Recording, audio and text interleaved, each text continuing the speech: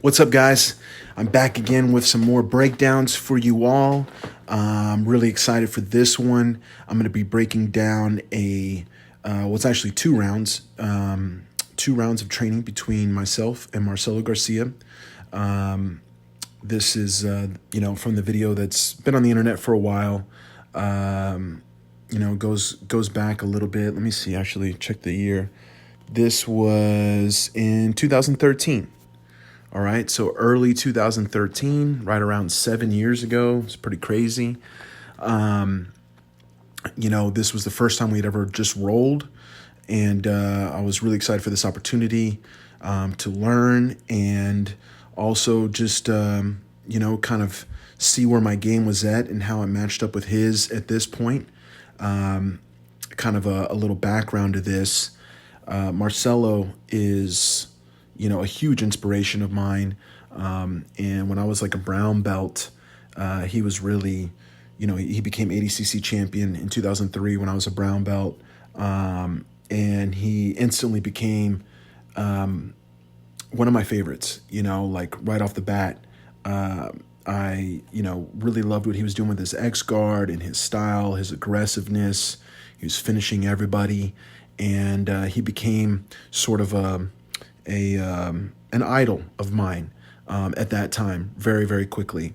I really didn't even know who he was until he won ADCC that year. He was a last-minute replacement, and he was a brown belt or had just gotten his black belt, so he wasn't on the black belt scene yet. And like I said, immediately afterwards, he became a huge inspiration of mine. And then we fought each other in 2006. A year after, or 2 years after I got my black belt. So I was still a newer black belt. And on that day, that same day we competed against each other, it was a 4-man tournament. And I defeated Romulo Bahal the match before. And then I just got steamrolled by Marcelo afterwards. And it really, I go from beating Romulo, who's, one of the best for sure, and feeling good about that, to then feeling like a white belt right afterwards because Marcelo destroyed me. And I 100%, looking back, know that I wasn't in the right frame of mind against competing against Marcelo. He was still very much kind of like that idol figure that I looked up to, and I didn't put myself in a position to mentally feel like I was better than him, and that I deserved to win that match on that day. Romulo, I had already faced 2 times before, and I had already beat him those previous 2 times, and so he wasn't in my head as much as what Marcelo was. And Marcelo just kind of blitzed me early, and he just stayed ahead of me the whole time, and I never got going, and he ended up submitting me towards the end. So, a little bit of backstory. So then for this training session, I was also just kind of like, I wonder how I'm going to do, because the last time we were on the mat together, he kicked my butt bad. And so this was a nice little confidence builder for me to then at the end of this training session feel like, okay, I've gotten a lot better over the years, and I'm more on that level now. So just a little bit of backstory. Let's get right into it. Of course, Marcelo is so humble, so nice. He treated me very well, welcomed me to his academy, and we just kind of started off. I was kind of looking to see how he was going to kind of start the round, if we were going to kind of go slow. You never know. And so I was more or less ready to just kind of flow or just follow his lead. And then when I felt him like really trying to break my grips and go, I was like, okay, so we're going to train. We're going to, we're going to try to implement our offense on each other, and whatever happens, happens. So, the filling out process ended pretty quick when I felt him breaking my grips. I was like, okay. So I like to use that grip combination a lot to start off my passing against a sitting up opponent. So you see, I get my right hand on his collar, same side collar, and my left hand's going to grab his pants. All right. So that gives me the ability to sort of steer him. All right. So I started off with a little bit of a feint right to help me set up going left. And I basically am trying to do a bit of an X pass to my left here. And it fails, but what it does do is it puts his left leg in between my legs and in a very compromising position. So I come back to my right, and I got his left leg there inside my legs. And so I create a side smash position right away from that initial little 1-2 with those X-Pass grips. So he lifted me and kind of unraveled it a little bit. My right knee was completely between his legs. Now it's sitting a little more on the outside with both of his legs in between my legs instead of just one. And at this point, I immediately get my hug going with my right arm and get my head in his face. All right, that's such a big part of the pressure game, is making sure your head is very close to their head so they can't frame you and push you away as easily. And right now I've secured pretty good position, having his legs folded and my head right in his face. All right, let's go back and look at the whole thing. Okay, so right on the unattachment, I get my grips, feint right, go left. I got his left hook inside, you see, and he went on his elbow and kind of compromised his knee position there. I pulled him off of his elbow. As I did that, he lifted me, which took away my knee from being in between his legs the same way, but I still have his legs folded and everything's pretty tight here. And then I was just kind of surprised. He came out a bit, but then let me just climb right over. And, we're just less than 30 seconds into the round here. And I kind of surprised myself by already getting to the mount position. And I wasn't sure what I wanted to do with it once I got there. And I gave him the time to do a really nice escape. So let's look at his escape again. So there's my climb. Let's see that again. As he flattens up to try to get space, me keeping my head as far forward as I did right there, it allowed me to bring my hips over his knees. All right. My left hand just kind of stuffed his leg down behind me. And I just literally climbed right over into the mount position real easily.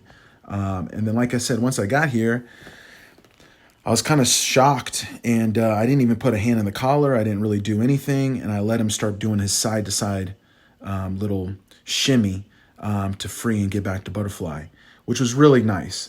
I love how he used my readjustments to set up the escape to the other direction. So really nice escape. And now we've kind of fallen back right where we started with a little bit of a side smash going on, and I let him escape his knee. So I totally messed all that up and let him get his knee up in the middle. And now he's starting to force a single leg X position. So I did do a good job early of staying on my knee. But of course, this is a position Marcelo's pretty good at. But as long as my right knee's on the floor, things are still in my favor. I don't want to let him get my right leg up onto his shoulder. But that right hand grip that I have really helps me keep my right knee on the floor. It helps me stay heavy. And that's why he's doing the right thing and attacking that right away. And you see, once he gets that off, now he's able to move me a little better and start to work getting my leg up. All right. And he got it underneath and everything already right away. I'm trying to hold his right hand to keep him from building up and getting up to put me down. And really the best I can do right now is sort of stall out this position a little bit and try to free my right leg in case he doesn't control it. He doesn't 100% control it the whole time. But of course he's maintaining good control. He's shrugging his shoulder. He's keeping his head close. And he's trying to work his right arm free whenever he can. So this is more of a stall than anything else right now. I don't want to stand and give him all that room. And right now, the best thing that's saving me is keeping that his right hand, that right sleeve. This is also something that kind of bothers me a lot when someone does it to me. So I was interested to see how he reacted to this as well, and what he was able to do. So he's been going back and forth with his left leg being in or out in a full X or just a single X. Now he's got the full X, and he freed his right hand for a moment. I'm trying to get it because I feel very much in danger right now not having it. But you see, when I reach for it, he gets my sleeve. Well, he had it for a second with his left hand. So now we're kind of back in the same battle. But Marcelo is able to find the moment to explode, all right? So even though I had his right arm, he is able to get up without planting his right hand on the floor. And that's really his size coming into play and being a big factor for his success, because he can get up very quickly and easily. Since he's short, his legs are shorter. He's he's a thicker, stockier person. So he's still very strong, but he's short, and he's used his size, completely to its utmost advantages with his game. Being able to stand up quick, be a human backpack, get behind people fast, has a lot to do with his mobility and his size, the way he can be mobile with his size. So we got a sweep. We're in closed guard. I open things up, do what I normally do. This is something I teach and preach all the time. Every time you open your guard, the first thing you do is you work your knees inside the person's arms. So this is a very common way I start my game, with both sleeves and bringing my knees inside their arms. I try not to open my guard really too many other ways. Maybe one or two other variations that I'll do, but this is probably the most prominent way that I open my guard, bringing my knees in the middle with both sleeves. So I have a really safe, safe positioning to help me get started here and not fall behind early. Getting a little bit of a De La Riva going. Marcelo's staying, very tight, circling his elbows, looking to circle his elbows in. Here I did a little bit of a back and forth that worked really well for me here. So I start by loading him up. Let's look at this again. So the first thing I'm going to do is use my shins behind his triceps and his armpits to kind of go into what I call the Huleta sweep. If I can get Marcelo's head to come completely over my head by kicking him to me with my shins behind his arms, then I could actually take him overhead and cause him to flip directly over me. That's a Huleta sweep. And I like to use that in combination with what I call the plier sweep, where you lock your legs around their legs. Because if I bring him to me and I don't get him to go completely over my head, usually their legs have came together close enough to where I can immediately go for the plier sweep and try to lock a guard around his legs. And that's kind of what happens here. So you'll see me here. Now I start kicking him to load him. I get him kind of close and I go back and forth, but then there I got my ankles locked. And he attempted to step out of it. Let me see if I can pause it. So right there, it's locked. And he attempted to step his right leg out of the plier sweep lock. But what happened was that made him really light and off balance. And because I have both of his sleeves, I was able to feel that and just take him. I could take him either way, but I took him towards the side that he was stepping his leg because that's where he's most off balance. So I got him over to his right, and because I had both sleeves, I was able to keep him down. And what do you know? I'm back in, well, no, I'm not. I thought I was in a single leg X, but I'm not. I got it. Oh, yeah, okay. I got into a nice little knee ride position. This is actually one of my best spots right here in my game. I'll go back a bit. So inside of that, I ended up getting his collar. Now I got my right foot in a bit of a headquarters. And this is one that I really like, where I bring my knee on the body, my shin and my knee on the body with a cross collar. That allows me to attack the neck and really put a lot of pressure. And instead of taking the knee cut, which I might have been able to get here, it looks pretty good, but I go towards the mount instead. So now my knee, I'm like in a 3/4 mount here.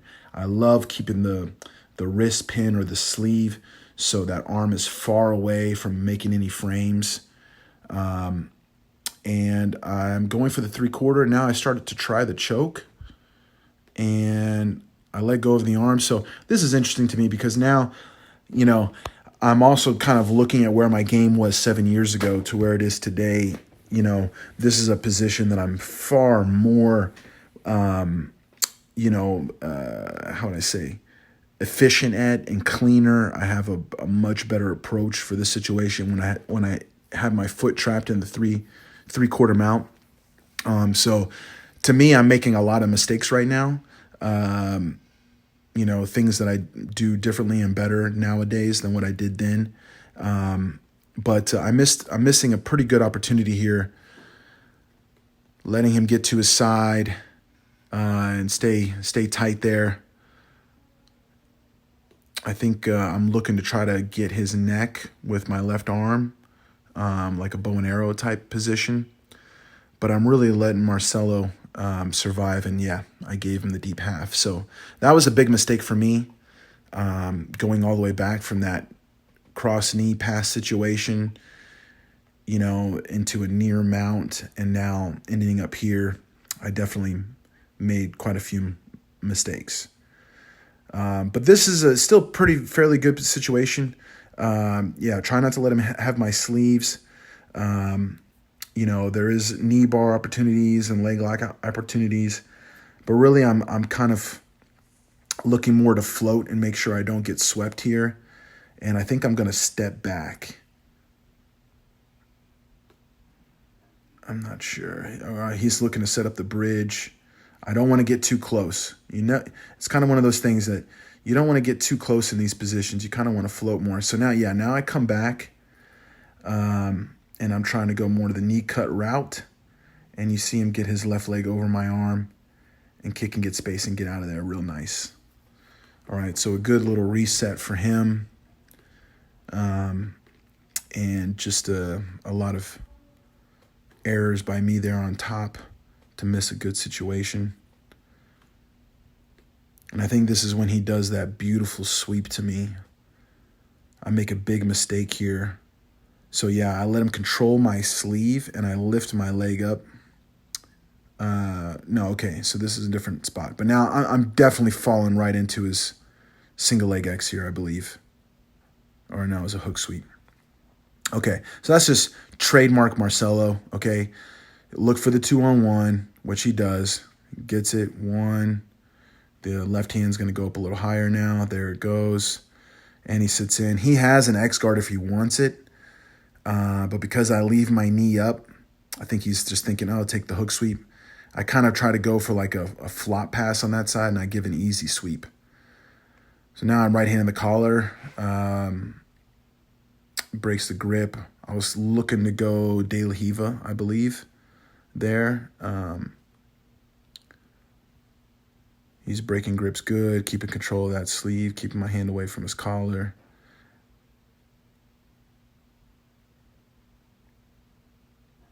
We're still here. He breaks. He avoids. You see how I'm trying to be active with my feet, though. Here I create the De La Hiva, kind of a berimbolo position. Missed it. Rolled to look for a normal plata. Now he's a little more free. He's breaking grips a lot. And so I kind of just got back up because I didn't have any control. And then I think this is where I mess up. Yeah, he's going to slide in and catch me real good here.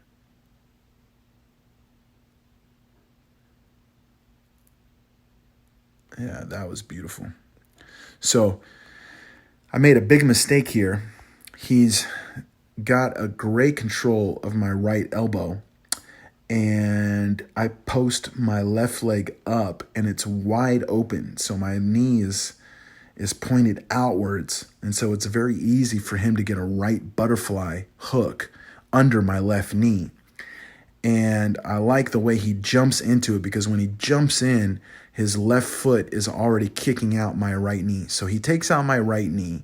He has control of my right hand or my right arm, and his right butterfly hook comes right under my left leg, and he just flips me really easily. And I've never seen anyone jump in like that and do it.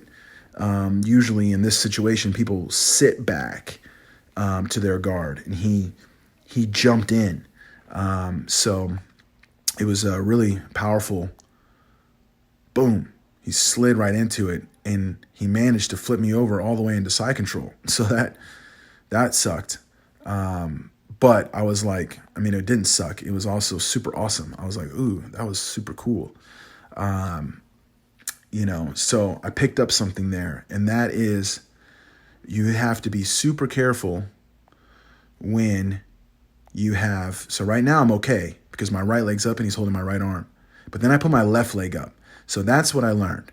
If someone is dominating one of your arms, do not pick up or do not post the opposite side leg, because now I'm naturally more off balance to my right. And I give him a nice, leverage by opening up my leg for a hook so he can butterfly hook sweep me to the side where I'm already in a compromised base because he has my arm. So that's highlight reel stuff. Super beautiful. Boom. So now I'm underneath, working to get on my side. I think he flattens me out here. Yes, he does. Still moving. I don't like where my arm is. He's got great control here. Got to worry about his north-south choke. So I get my right arm really tight against his hip, making sure it doesn't go north-south. And I start going in, getting my head in one way and roll back. So here, and as soon as he spins around towards my back, it's a good time for the inverted roll back to guard. So we got a few sweeps against each other. We both got to good positions against each other. He swept me right into side control. I was able to pass straight to mount.